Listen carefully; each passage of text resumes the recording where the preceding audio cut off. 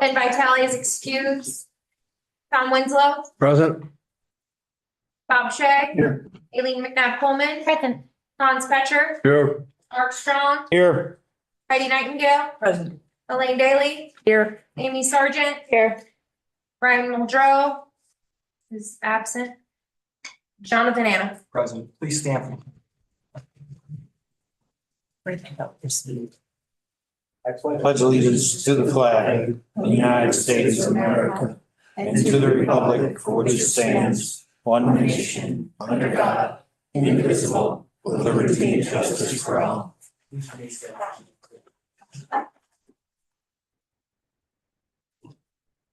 Thank you. Maybe see. Good evening. Although there is no public comment this evening, I'm pleased to see a turnout and you take interest. Before we begin the 2026 tentative budget presentation, I'd like to remind everyone that following this presentation will be having an executive discussion regarding contracts. So, let's begin.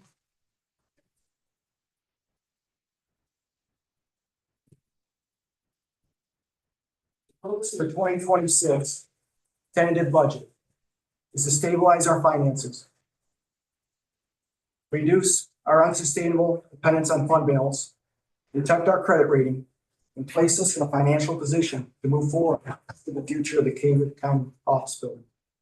I believe this budget accomplishes that purpose on the long term, protecting our ability to bond at a lower rate, thus protecting Cayuga County taxpayers from millions of dollars in unnecessary interest.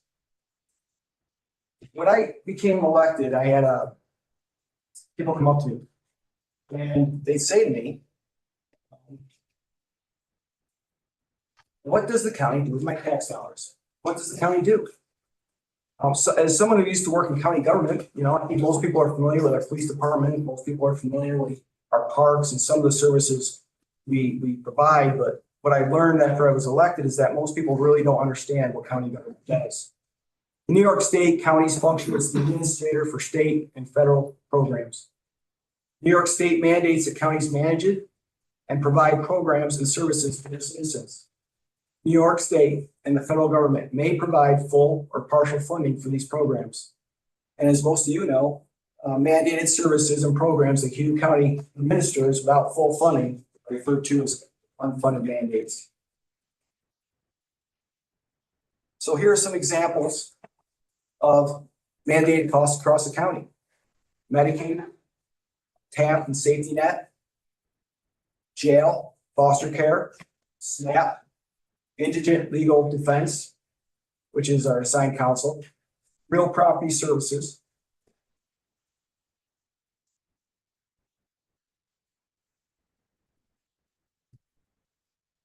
I think it's the thing before it that you missed. Oh,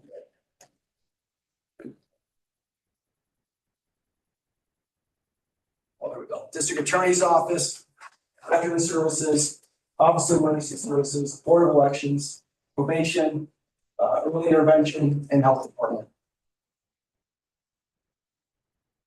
One thing that I was surprised to learn. One thing I was surprised to learn is that in Cayuga County, we are responsible for Medicaid costs. The rate at which we're responsible right now is $14.7 million. In 2023, that cost was $13 million. And as you can see in 24, 25, and 26, those rates continue to increase. How that works is we're capped. So any cost over that amount is covered, but Cayuga County taxpayers and local taxpayers are on the hook for $14.7 million of those dollars. That amount since 23 has increased 13.1%. What does that equate to? Well, that equates to 49% of our sales tax or 28% of our property tax levy. So you can see that's a substantial amount of money in regards to our budget. Another one of our rising costs that we've witnessed over the last few years is our foster care. In 2024, Cayuga County taxpayers our local share was $2.4 million from that foster care. In 25, it was 2.5, up 4%. And 26, we're forecasting a 56% increase from 2.5 to $3.9 million just for foster care. That's a $1.5 million increase from the previous, from 24. One of the reasons and one of the complications about foster care is that this is a block grant program. Once we exceed our block grant allowance, Cayuga County must fund the remainder. This is a mandated program. We cannot stop servicing once funding is exhausted. Another example of a partially funded mandate. Although the number of kids has declined, the state has doubled the cost of institutional housing. So these are the kids that require a higher level of care to not qualify for residential treatment. And as you can see, since 2020, the rate per day per child has increased from $400 to $800.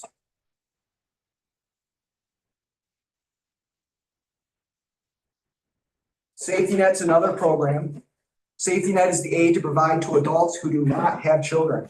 Cayuga County local taxpayers are responsible for 71% of these costs, as New York State only reimburses the county's 29% of this very expensive and mostly unfunded mandate. Safety Net is also the means it's used on our homeless population, as you may be familiar. And you can see here in 23, this costs were $2.3 million. The increase from last year is $200,000, but from 23, our share is up approximately $1 million. Our local share is now growing to be $3.28 million of local tax dollars.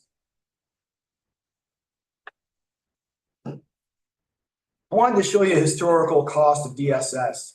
And DSS is the Department of Social Services. That's encompasses encompasses safety net and foster care. But to give you a total scope of the cost increases, in 2022, it was $21.4 million, or just shy of 21.5. In 23, it increased by 12. It actually went down a hair by just under a percentage. In 24, it increased 12%. In 25, it went up 5%. And in 27 or 2026, we anticipate it growing to $27.2 million, an increase of 6.2%. Since 2022, our local share has increased by a total of $5.7 million, or a total of 26.6%.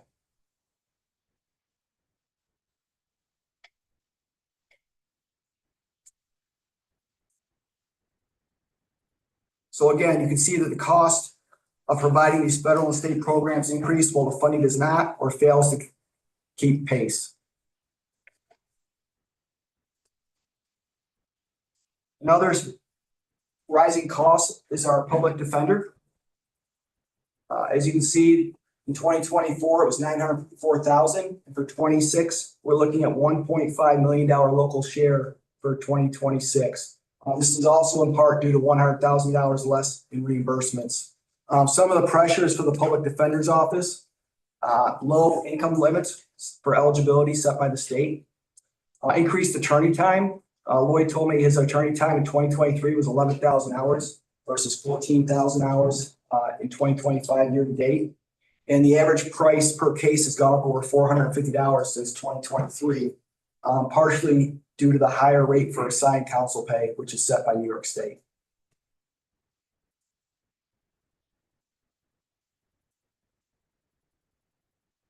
Another budget pressure we face is our local jail. In 2026, the budget request was for $12.2 million. This budget here today does have $12.2 million in local share dollars dedicated for our jail. To give you a historical context of the jail, pressures include OT due to staffing shortages, classifications due to the Hall Act, further increased difficulties due to staffing shortages. And I am encouraged to report that the sheriff began hiring part-time deputies to alleviate some of those overtime expenses as we look at ways to work to increase our staffing at the jail. And you can see in 2022, those costs were $9.5 million. 25 was budgeted at the jail for 11.6. However, our projections for 25 indicate that we'll be more like $13 million, which is an 11% increase over the budget from previous year. So the actual total increase from 22 to 26 at the jail has actually gone up. Those expenses have gone up 28% as well.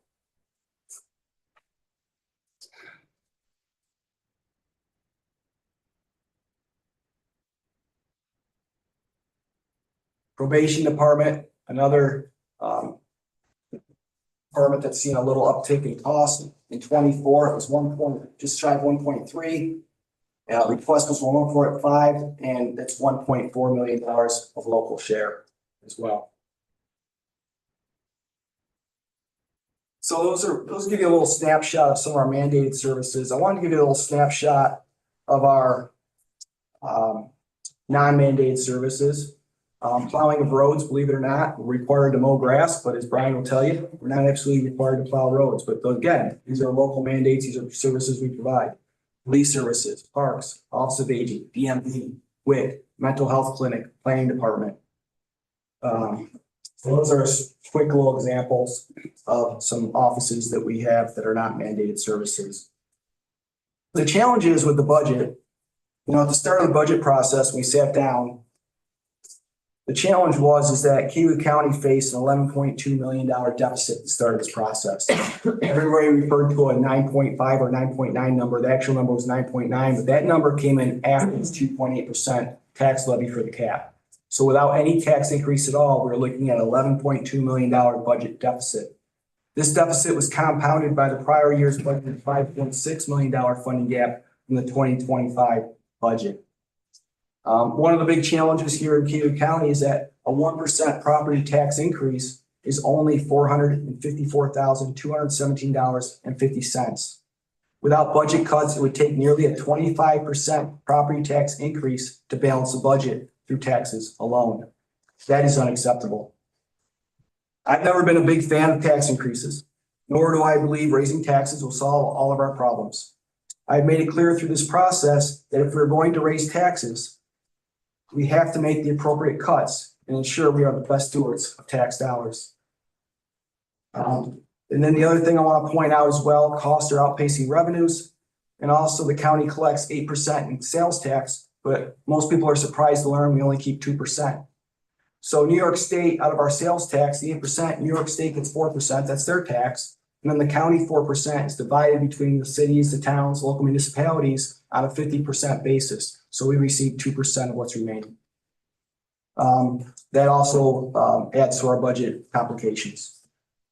This year, we also saw an increase again of 14% in health insurance. And our state and federal funding continues to decline. An example of this year is $150,000 budgetary impact for 26 from SNAP funding. Years ago, SNAP is a federally funded program that New York State requires counties to administer. The administrative costs used to be covered 100% for the administrative side because the SNAP program itself is funded, but the administrative costs are not. So it used to be New York State would cover 50% of SNAP administrative costs, and the other 50% would be funded by New York State. The state cut their end out a few years ago, and it's 50% funded by the federal government. This year, under new legislation, the federal government has now cut their funding in half, and Cayuga County will be responsible for 75% of the administrative funding since the federal government cut their contribution down to 25%. And so for 26, that's a $150,000 decrease in administrative funding for next year. That number will grow, but that doesn't take effect until the end of next year. And so 27's gap will even be larger. I'm going to read you a letter. Every year we have an audit. This is our auditors, Drescher and Malecki. They audit our budget and audit our fund balance. And I'm going to read you a paragraph from the letter they sent me in September, dated September 12th of 2025. The county, referring to Cayuga County, has seen a continued decline in fund balance. While the annual budgets have generally been adopted in accordance with applicable requirements, appropriations have frequently relied on the planned use of fund balance to finance operations. Declining fund balance levels reduce financial flexibility, limit the ability to respond to unexpected costs or revenue shortfalls, and may have an impact on credit ratings and long-term financial stability. We recommend that management and the governing board closely monitor budget assumptions, evaluate recurring revenues against recurring expenditures, and develop a long-term financial plan to address ongoing structural imbalances.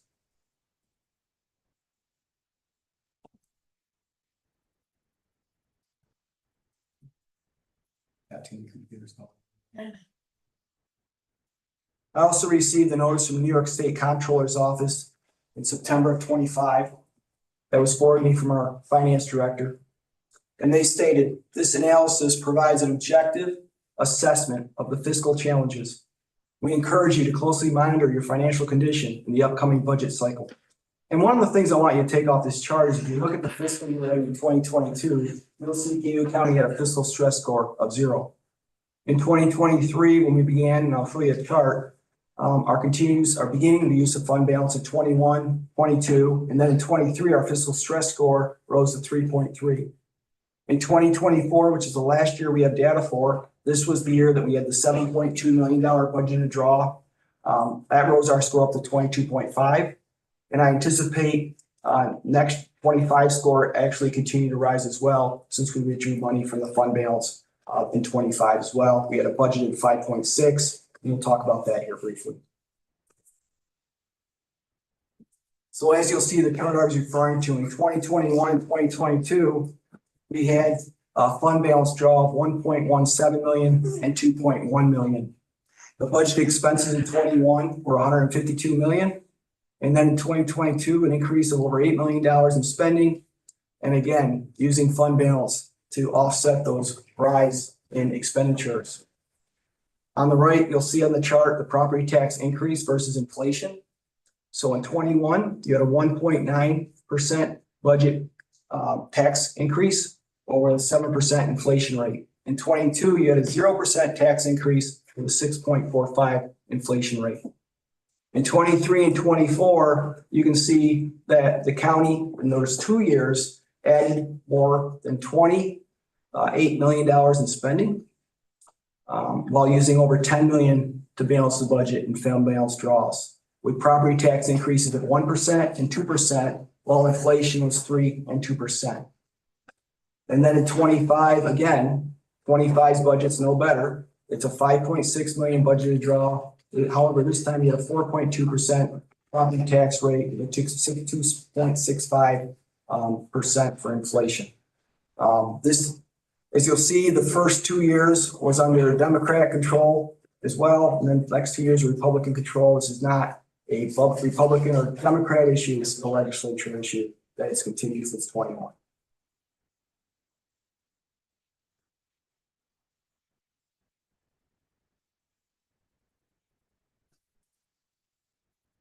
Talk to you about foster care, revenue versus expenses.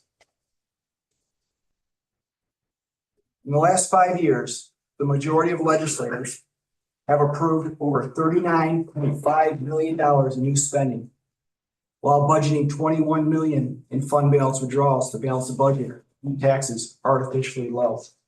In 3 of those 5 years, these budgets were put together by those who did not support overriding the tax cap. And I'd like to thank the majority of this board who have the understanding and the courage to recognize the current fiscal position of the county and are serious about stabilizing our finances, protecting our taxpayers from the consequences of fiscal distress.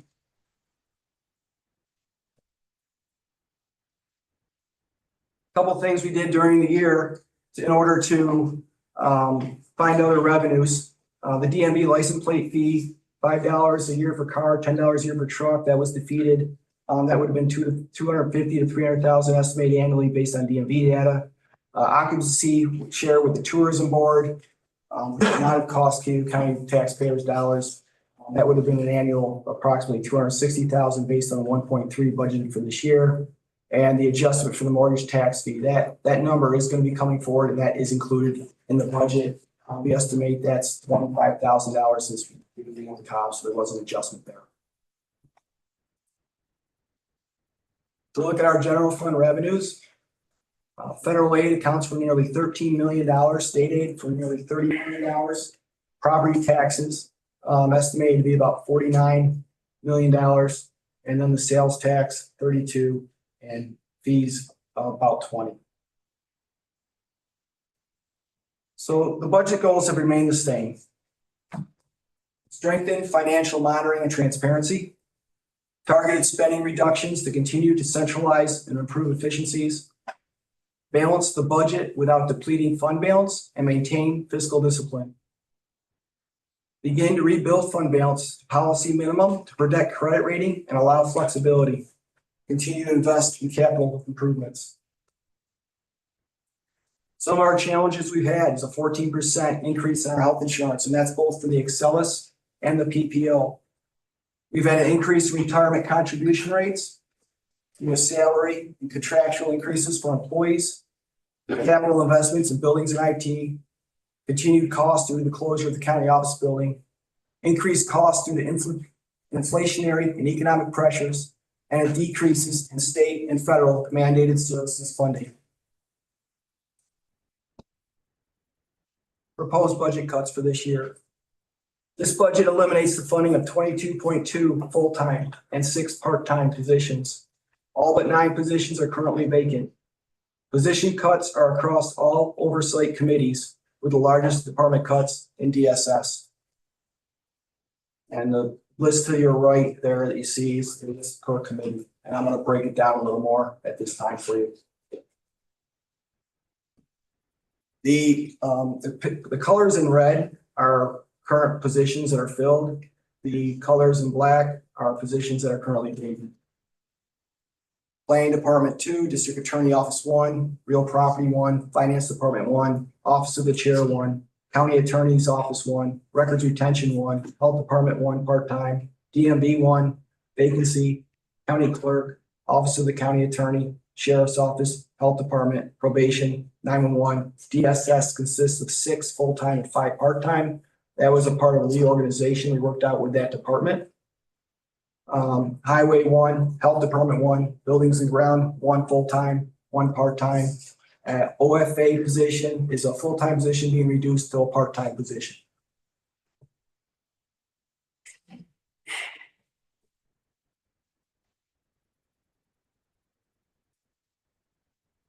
These reductions in staffing reduced the 2026 tentative budget by $1.8 million in salary and fringe.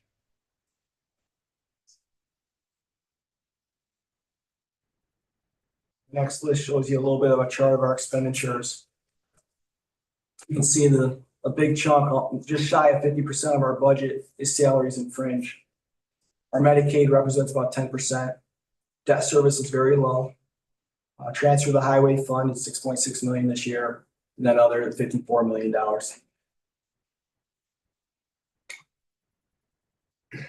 This is a summary of your budget book, what's in the front for total appropriations. It's supposed to be 170 million, I'm sorry, and 79,430. That'll be what's in the front of your budget.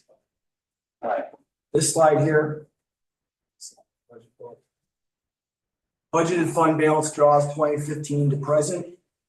You'll see in 15, very low fund balance draws, and then you'll start seeing an uptick in 21, 22, 23, 24, 25, and projections for 26.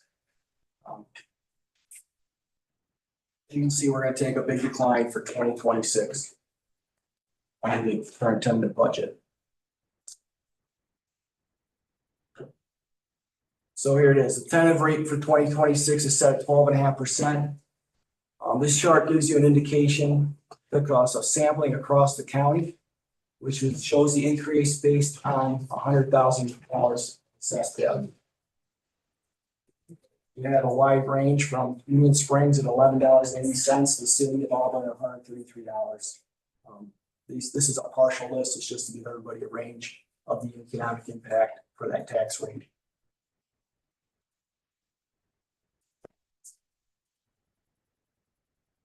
The fund balance draw for 2026 is estimated to be under this current budget $620,000, down from a budget of $5.6 million in the previous year. In conclusion, during the last 5 years, Cayuga County has spent more money than they have received in revenue. Since 2021, past legislatures have added nearly $39.5 million in spending while artificially keeping property taxes low and spending down the fund balance to supplement the spending spree. This has resulted in a dangerously low fund balance, which if we as a board continue to balance our budgets in this manner, will result in fiscal distress and damage our credit rating. It is imperative that this board recognize we must stop kicking the financial can down the road. This budget is essentially balanced with a $620,000 fund draw from 2025's $5.6 million. I believe this to be a responsible budget.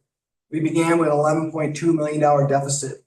We reduced spending by nearly $5 million prior to tax increases. And combined with the tax increase, this is considered a balanced budget. The countywide tax rate for 2026 is $6.08 per 1,000, down from $8.08 per thousand in 2021.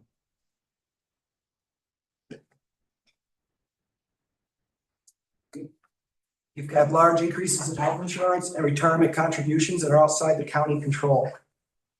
We are continuing to put plans in place. We started meeting with the health consortium and develop new plans. We'll be working with the unions. Hopefully, my goal is to, if we lay out contract negotiations through 26 and to come up with comprehensive planning in order to reduce our healthcare. They won't pass that.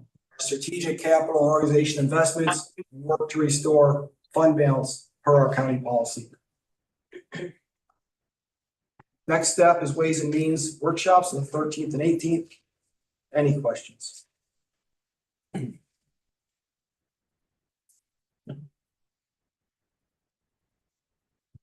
All right, no one has any questions. I'd like to get a motion to go to executive session. Move it, Mark. I'll second.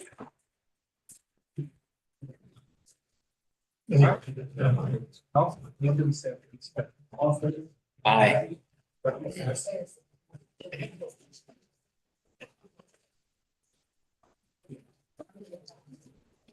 we going into that other room? No. He didn't, excellent.